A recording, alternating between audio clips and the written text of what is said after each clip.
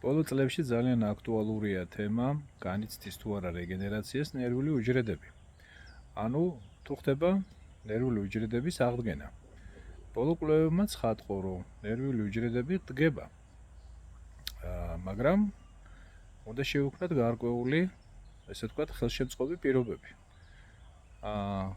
ესე იგი, ნაკლები ნერვიულობა, ნაკლები სტრესული გარემო, კარგი კვება, განსაკუთრებით მეცნიერები გვეუბნებიან, რომ ვიკვებოთ ომეგა-3-ის შემცველი პროდუქტებით, რომელიც ანტიოქსიდანტია, ხოლო ნერვული უჯრედების სიკვდილს, ესე ვთქვათ, ხელს უწყობს ნარკოტიკული საშუალებები, ტოქსინები, ძლიერი სტრესი და ასე შემდეგ.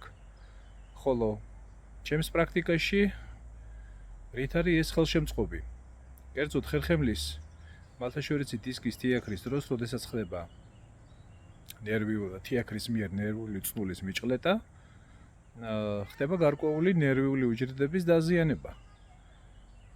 და ეს გამოიხატება დაბუჟების სახით. ჩემი დაკვირვებიდან გამომდინარე, ხშირად, როდესაც დასრულდება ხოლმე მკურნალობის კურსი, დაბუჟებაც გადის ხოლმე.